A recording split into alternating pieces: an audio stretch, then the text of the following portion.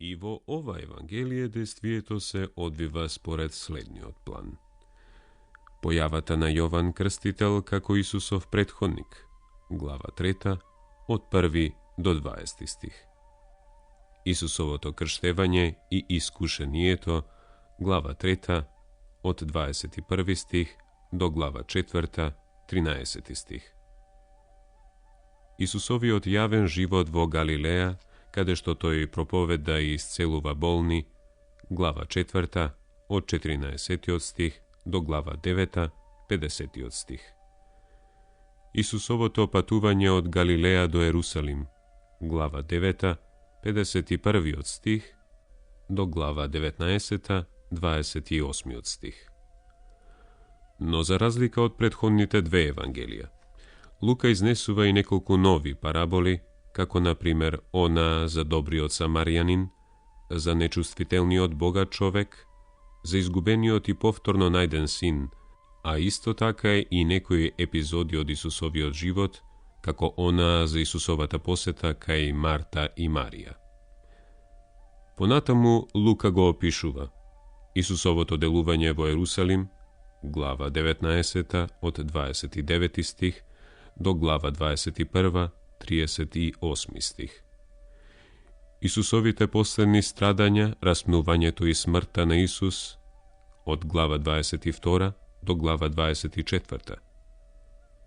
Дејството на книгата завршува на денот Пасха, глава 24, каде посебно е истакнато јавувањето на воскреснатиот Исус на учениците во Емаус пред неговото вознесение.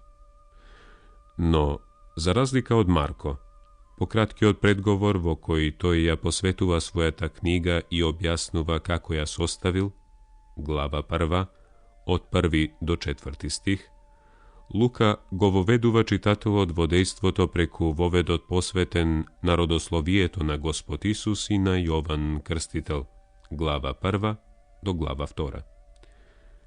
Тука може да се прочита за она што е објавено на Марија, за раѓањето на Јован Крстител, за поклонувањето на пастирите, но и за славопоите на Марија, на Захарија и на Симеон.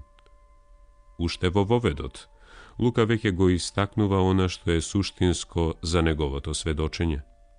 Исусовото божествено потекло и истовремено неговите длабоки израелски корени, неговото доаѓање, кое представува голем пресврт за целото човештво.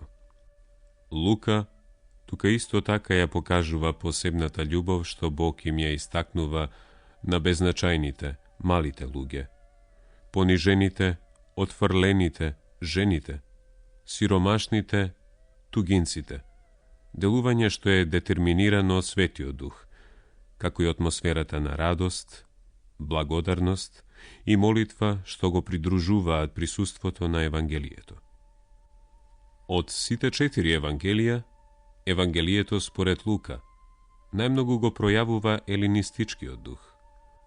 Обраќајќи се до читатели кои се помалку запознаени со посебните традиции на Израел, Лука постојано настојува да биде јасен и да го објасни она што би можело да им биде непознато.